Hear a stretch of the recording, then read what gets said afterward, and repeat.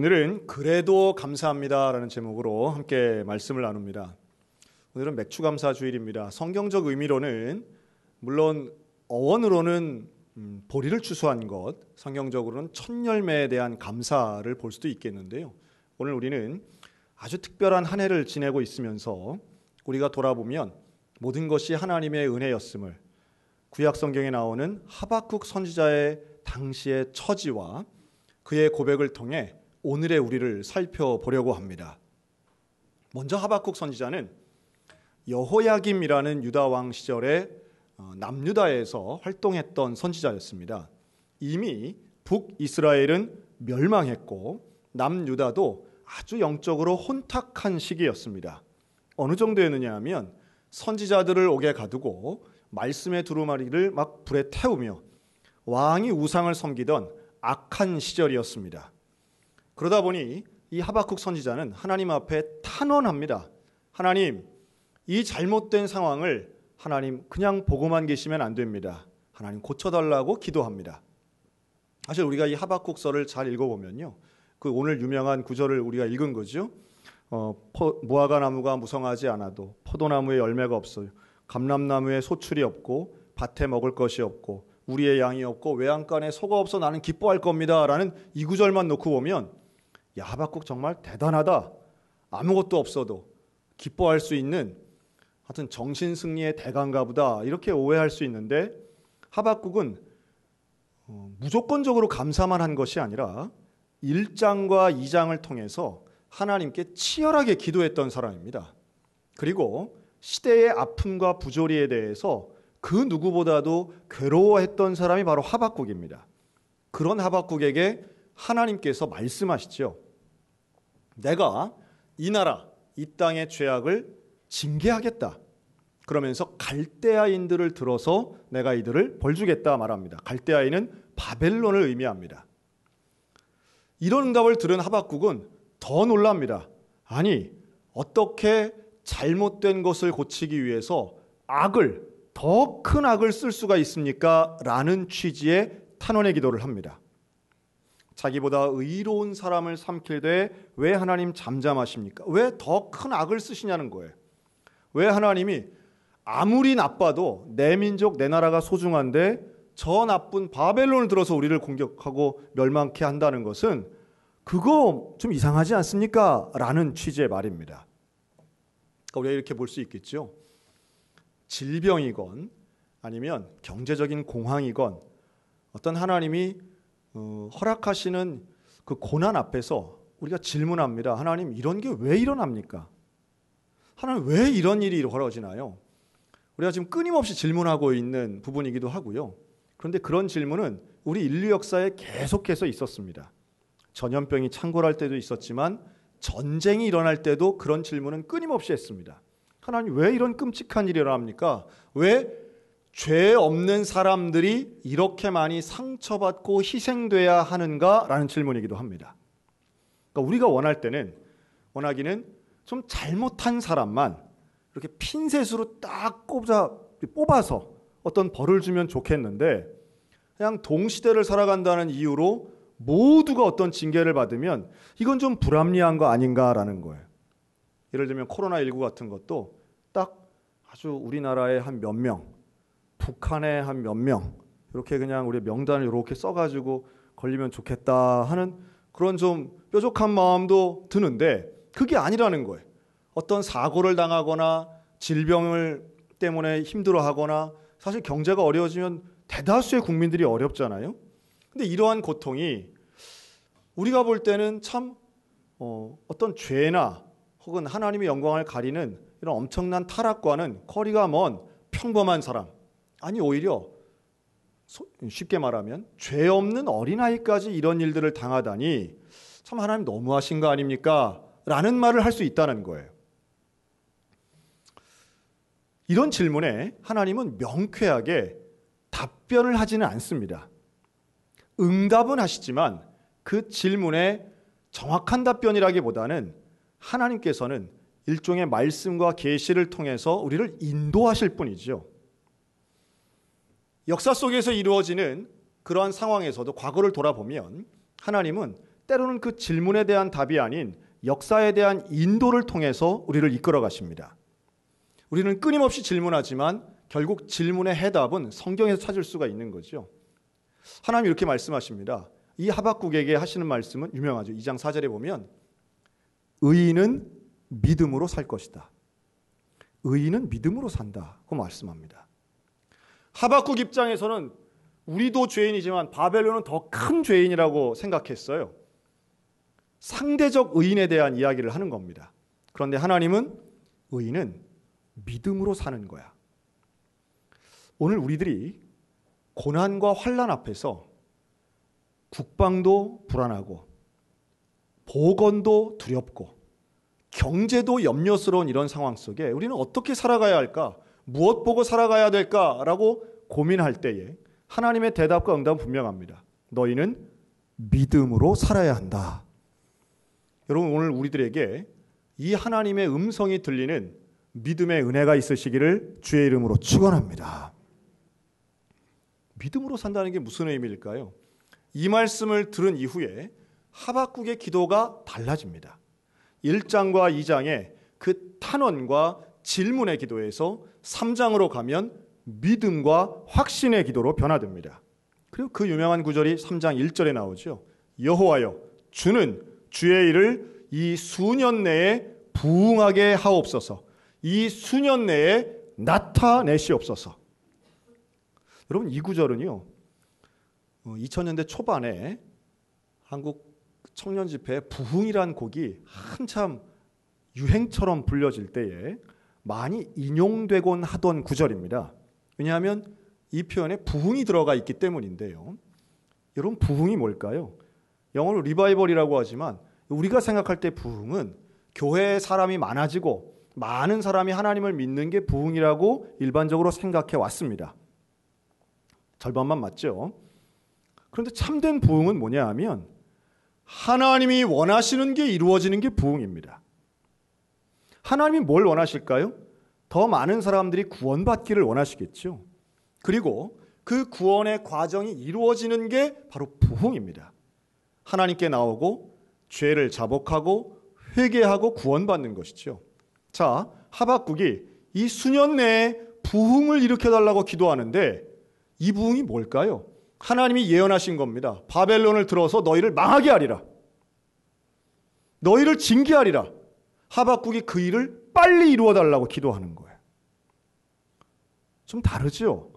뭔가 부흥은 좋은 것, 편한 것, 뭔가 성장하는 것, 발전하는 걸 의미하지만 하박국의 지적은 그게 아닌 거예요. 물론 길게 보면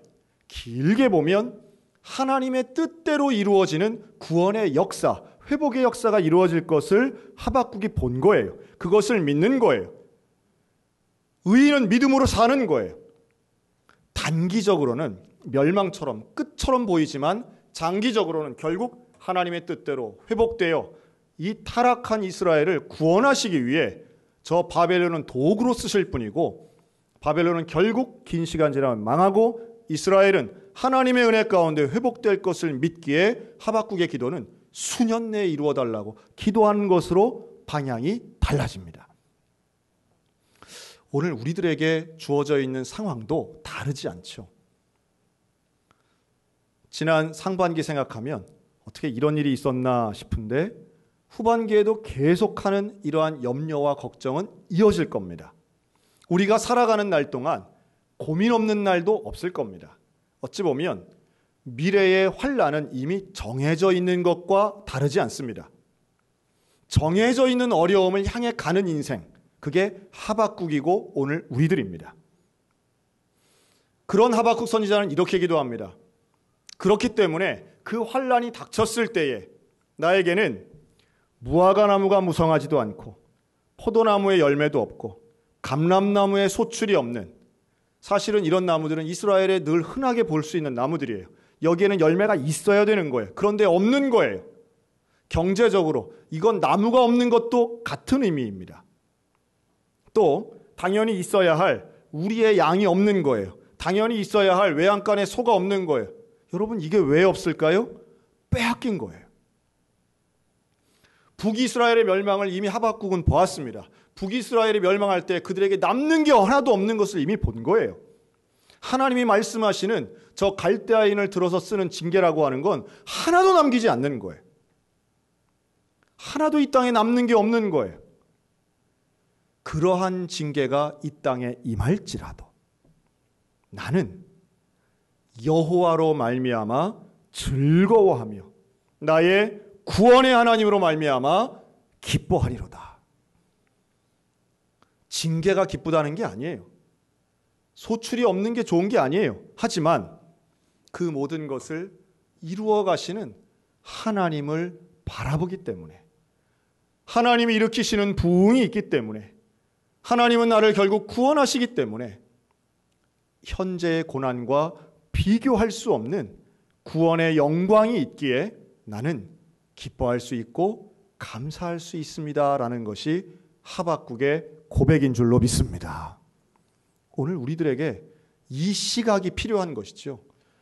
의인은 믿음으로 사는데 어떤 믿음입니까? 하나님이 계신 것을 믿는 것이고, 하나님이 말씀하신 것을 믿는 것이고, 하나님이 나와 함께 하시는 걸 믿는 것이고, 하나님이 구원해 주시겠다 말씀하시는 것을 믿는 것입니다.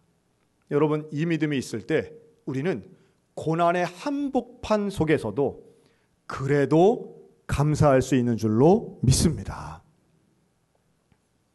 나는 여호와를 인하여 즐거워한다는 것은 허언이 아닙니다. 나는 여호와의 이름 하나만으로 기뻐할 수 있다는 건 거짓말이 아니에요. 과장된 것이 아닙니다. 하나님을 아는 사람, 여호와를 진심으로 만난 사람, 예수 그리스도의 복음의 그 깊이에 빠진 사람은 내 상황이 어떻든 간에 감사할 수 있습니다. 전 한 20년 전에 제가 청년부를 담당할 때에 전라남도 고흥군에 있는 소록도를 간 적이 있습니다. 그런데 그때 그 소록도를 갔던 여러 가지의 이유들이 있었는데요. 제가 더 이전에 들었던 간증이 기억이 나기 때문에 소록도에 갔던 여러 가지 이유 중에 하나였습니다. 그 간증은 우리 교단의 이제 유명한 그 치유 사역자인 정태기 목사님이라는 분이 계세요. 크리스천 치유 상담 사역원 원장님입니다. 근데 이 정태기 목사님이 아주 젊은 시절 청년 때 지금 생각해 보니 이제 그게 우울증이었던 거죠. 뭐 그때는 우울증 이런 말이 별로 없었던 것 같습니다. 70년대 초반이에요. 그래서 너무도 이 삶에 의욕이 없고, 그러나 받은 사명은 있어서 하나님을 찾기 위해서 전국을 막 방랑처럼 돌아다닌 겁니다. 그러다가 그때 당시에 자기가 생각할 때는 대한민국에서 제일 열악한 곳 찾아간 게 소록도였다는 거예요. 여러분, 소록도는 그 섬 이름 자체가 섬이 이렇게 생긴 모양을 따라서 작은 노루 같다, 이래서 소록도입니다. 이 소록도에는 병원이 있어요. 국립병원이 있는데 이게 1917년에 세워진 병원입니다. 벌써 100년이 넘었습니다. 가장 인구가 많았을 때, 한센병 환자들이 그 소록도에 제일 많았을 때 약 6,000명 정도 있었고요. 지금은 약 500명 정도 거주하십니다. 물론 그곳에 거의 수용처럼 일제강점기 시절부터 이미 소록도는 운영이 됐고, 또 거기 한번 들어가면 나올 수 없는 곳으로 알려져 있습니다. 그래서 재미있는 건 이 소록도에는 교회가 많이 있습니다. 근데 이 청년 정태기 목사님이 청년 때 이제 그 교회를 간 거예요. 가서 내 마음이 너무 울적하고 내 마음이 너무 슬퍼서 하나님 앞에 어떻게든 기도하고 다시 회복되기를 위해서 갔는데, 거기서 이제 한센인들과 함께 예배를 드리는 겁니다. 그런데 예배 시간에 기도를 하는데 얼마나들 열심히 기도를 하는지 마음이 뜨거워지는 거예요. 근데 옆에를 쫙 보니까 자기하고 나이가 비슷한 또래 남자분이 기도를 하는데 그냥 눈물 콧물을 쏟으면서 기도를 하더래요. 그래서 잘 보니까 이분이 코가 없는 거예요. 코가. 한센병 환자분들 중에는 귀나 손가락, 이런 눈썹, 코 이런 게 없는 분들이 뭐 대부분이죠. 근데 코가 없는데 콧물이 나오는 거예요. 어떻게 나올까요? 말 그대로 줄줄줄 나오더래요. 그냥. 뭐 그 장면도 신기하지만 그렇게 기도하시는 그분이, 나중에 보니까 권찰님인데 근데 기도하시는 내용이 더 놀라운 거예요. 뭐라고 기도하냐면, 하나님 이 은혜를 우찌 갚을게요. 하나님 너무너무 감사합니다. 예수님 너무 감사합니다. 이러면서 울고 계시더래요. 그러니까 그 모습에 이 청년 정태기가 감동을 받아 자기도 막 성령 받아 기도하기 시작하는 거죠. 그렇게 기도하는데 오랫동안 기도했다는 거예요. 하나님의 신유가 임해서 고침도 받은 거예요. 그렇게 눈물로 정태기 목사님 기도하는데 옆에 툭툭 치더래. 끝났슈. 가요. 그러더래요. 그 기도하실 때 박건찰님이죠. 그래가지고 끝나서 나오면서 물어봤대요. 제가 오늘 형제님 그 기도를 같이 봤는데 아니 어떻게 그렇게 감사하다고 기도할 수가 있습니까? 어떻게 그렇게 간절하게 기도할 수 있습니까? 뭐가 그렇게 감사하십니까? 이 질문했어요. 그랬더니 이분 하는 얘기가 내가 이 소록도에 온 것은 내가 원해서 온 게 아닙니다. 나를 이곳에 보낸 사람은 우리 부모님이에요. 처음에 손등에 뭐가 났을 때 피부병인 줄 알았는데 이게 한센병, 문둥병이라는 걸 알 이후에 사람들이 다 나를 떠났습니다. 부모도 나를 버렸고 형제도 나를 버렸고 친구도 고향도 이웃도 다 나를 버렸는데 예수님은 나를 사랑하셨고 예수님은 나와 함께 하시고 예수님은 나를 위해 십자가 지셨는데 그게 어떻게 안 고마울 수 있겠슈? 라고 말했다는 거예요. 참 놀랍죠? 그리고 한 30년 지나서 제가 소록도를 간 거예요. 갔더니요, 그 권찰님이 그 교회 장로님이 되어 있더라고요. 정태희 목사님하고 친구처럼 잘 지내셨던 것 같아요. 알고 간 거죠. 그런데 그 장로님으로부터 저는 직접 또 다른 이야기를 들었습니다. 거기 있는 교회가요, 예배당이 상당히 커요. 우리 교회만 해요. 보면 깜짝 놀랍니다. 그런데 그 예배당 건물을 이 장로님이 직접 지었다는 거예요. 그 지은 얘기를 하는데 하루 종일 노동하고 저녁 먹고 밤에 가가지고 그 돌을 하나하나 옮기는데 손가락이 없으니 돌을 껴안고 날랐다는 거예요. 새벽에 2시 반에 새벽 예배 가기 전에 그 돌을 나르고 건축을 하면서 그걸 지었다는 거예요. 그런데 하나도 힘들지 않고 오직 예수님께 감사한 이 예배당 짓던 그 추억과 그 감사, 저한테 자랑하시는 장로님 눈빛이 바짝바짝 하더라고요. 여러분, 우리가 어려움과 환난과 억울함은 분명히 있습니다. 악함과 부조리에 대해서는 우리가 개선하고 고쳐야 되겠죠. 그런데 피할 수 없는 환난이 있습니다. 피할 수 없는 어려움이 있습니다. 그럴 때 우리는 그 어려움 가운데, 그 환난과 고생하는 가운데 우리는 뭘 선택해야 될까요? 우리는 당연히 믿음의 눈으로 그 고난 배후에 계시는 하나님의 영광과 구원의 은혜를 경험해야 될 줄로 믿습니다. 그것을 붙잡을 때에 우리는 고난 자체는 힘들지 모르지만 하나님의 영광, 고난의 크기와는 비교할 수 없는 하나님의 구원의 영광을 경험하고 진정한 기쁨을 누릴 수 있게 된다라고 하는 말씀이에요. 하박국 선지자가 그걸 경험한 것이죠. 오늘 우리들에게 필요한 것도 역시 마찬가지입니다. 우리에게는 없어서 혹은 부족해서 불평하는 것이 아니라 나는 여호와로 인하여 즐거워하겠다. 그 소록도 장로님이 저에게 가르쳐 주신 것 또 하나 있습니다. 나중에 책으로 읽은 건데요. 이 소록도의 신앙을, 소록도는 전라도에 있잖아요. 그런데 소록도 신앙은 전라도가 아닌 지라도 신앙이랍니다. 지라도 신앙. 지라도가 뭐예요?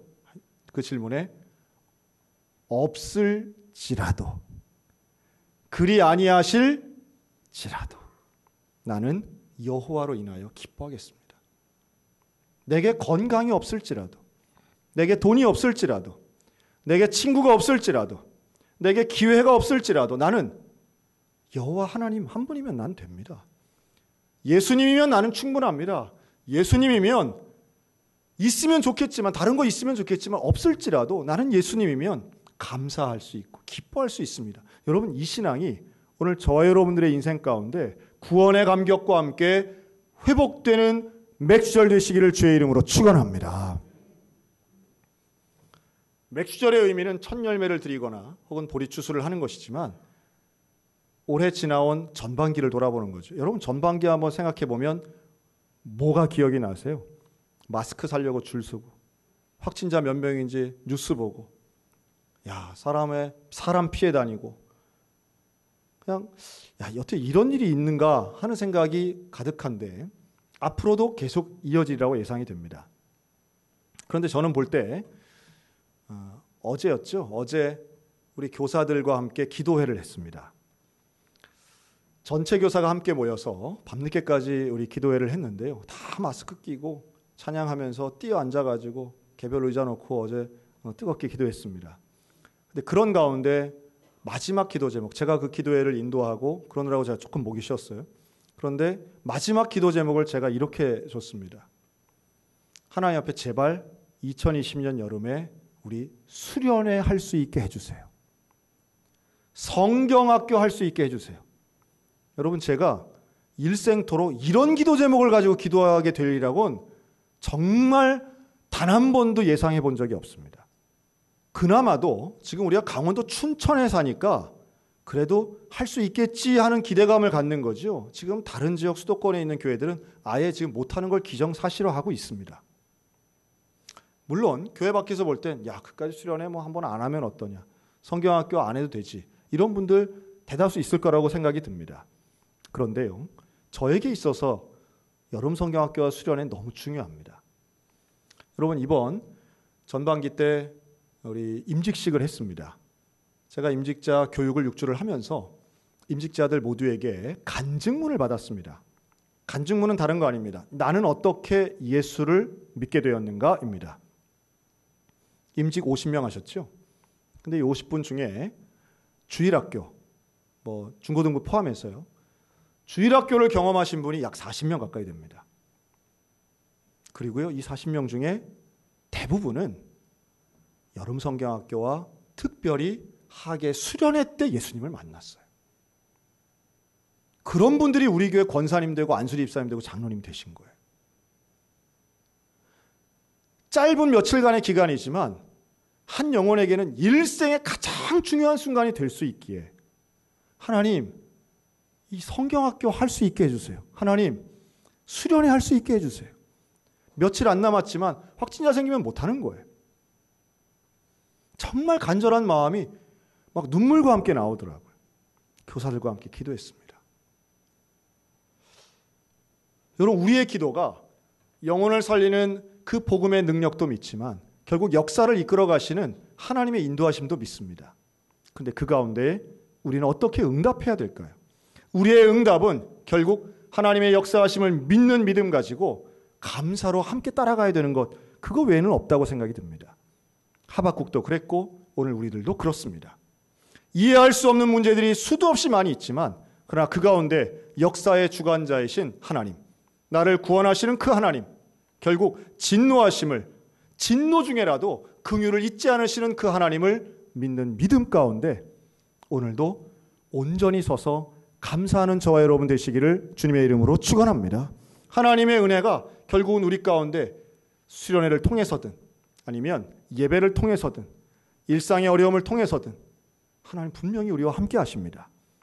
그리고 그 모든 과정을 통해 하나님의 나라가 임하실 것이고 하나님의 뜻이 이루어질 것이고 그것이 하박국이 기도한 수년 내에 이루어질 부흥입니다. 그래서 기도하는 거고 그래도 감사하는 겁니다. 하나님을 믿기에 우리는 감사할 수 있습니다. 하나님의 의도하심을 100% 믿기 때문에 우리는 감사할 수 있습니다. 여러분, 이 감사를 포기하지 말고 빼앗기지 마시기 바랍니다. 우리의 주변의 상황에 흔들리거나 그걸 통해서 하나님을 떠나지 마시기 바랍니다. 끝까지 주님을 믿는 믿음 가지고 오늘도 내일도 우리의 일생토록 하나님 앞에 거룩한 가치 구원의 은혜를 붙잡고 그래도 감사하는, 끝까지 감사하는 우리 믿음의 성도들 다 되시기를 주님의 이름으로 축원합니다.